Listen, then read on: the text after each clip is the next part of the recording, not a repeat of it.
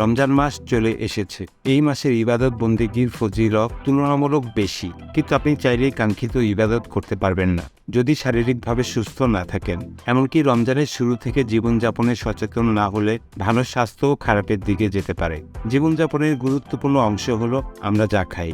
সেহরিতে যেমন তেমন খাবার খেলে পার্শ্ব প্রতিক্রিয়ার ঝুঁকি আছে, যা দৈনন্দিন কাজের পাশাপাশি ইবাদতেও নেতিবাচক প্রভাব ফেলতে পারে। এখানে রোজাকে সাফল্যমণ্ডিত করতে সেহরিতে কি খাবেন কি খাবেন না তা নিয়ে আলোচনা করা হলো।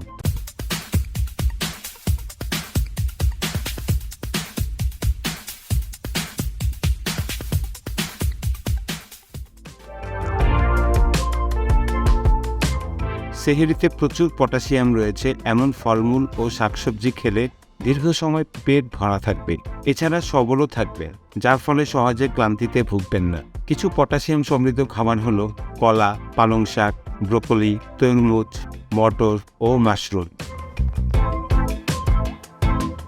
শরীরকে তেজি ও কর্মক্ষম রাখতে সহায়তা করে প্রোটিন। এটি শরীরের রোগ প্রতিরোধ ক্ষমতাও বাড়িয়ে থাকে। রোজা ভেঙে ফেলা বা না রাখার মতো পরিস্থিতি এড়াতে সুস্থ থাকা জরুরি। কিছু প্রোটিন সমৃদ্ধ খাবার হলো ডিম, মুরগির মাংস, দই, পনির, বাদাম, বাদামের মাখন ও ডাল জাতীয় খাবার।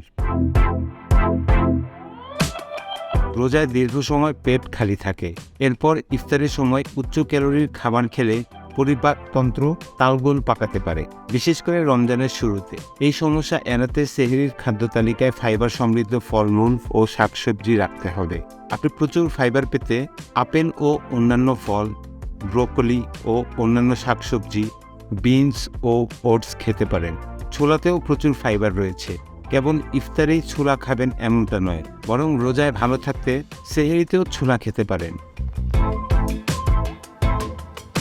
সেহরিতে কোমল পানীয় পান করলে ওবেসিটি ও অ্যাসিডিটির ঝুঁকি বেড়ে যায়। মনে রাখতে হবে, সুস্বাদু পানীয় নয়, বরং পর্যাপ্ত পরিমাণে সাধারণ পানি ছাড়া রোজা রাখা বেশি কষ্টদায়ক হতে পারে। ক্যাফেইন হলো এমন কিছু যা শরীরকে হাইড্রেটেড রাখতে সাহায্য করে না, বরং পিপাসা বাড়িয়ে দিতে পারে। তাছাড়া চোখের ঘুমও কেড়ে নিতে পারে। তাই সেহরিতে যথাসম্ভব চা ও কফি এড়িয়ে যাওয়ার চেষ্টা করা উচিত। মশলাদার ভাজা খাবার অ্যাসিডিটি ছাড়া আর কি দিতে পারে? এসব খাবারে বিশেষ বা পর্যাপ্ত পুষ্টি নেই, বরং আছে প্লেন ক্যালোরি, যা আপনাকে বেশিক্ষণ সবল রাখতে সক্ষম নয়। তাই রোজায় অ্যাসিডিটি এড়াতে সেহরিতে সিঙ্গারা, রোল, পিৎজা, বার্গার ও অন্যান্য ভাজা খাবার এড়িয়ে চলুন। এমনকি মিষ্টি খাবারও সেহরির খাদ্য তালিকায় রাখা উপযুক্ত নয়। সেহরিতে অতি লবণাক্ত খাবার অবশ্যই পরিহার করতে হবে। বিশেষজ্ঞদের মতে উচ্চমাত্রার লবণ খেলে পিপাসা বেড়ে যায়, এমনকি সেহরিতে প্রচুর পানি পান করলেও। রোজা অবস্থায় ঘন ঘন পিপাসা পেলে কাজের উৎপাদনশীলতা ও সৃজনশীলতা কমে যেতে পারে। তাছাড়া লবণ শরীরে পানি জমিয়ে ফেলে ও কিছু শারীরিক সমস্যাকেও বাড়িয়ে দেয়। তাই রমজান মাসে সুস্থ থাকতে সেহরিতে উচ্চ লবণের খাবার খাওয়া উচিত নয়, এমনকি ইফতারেও।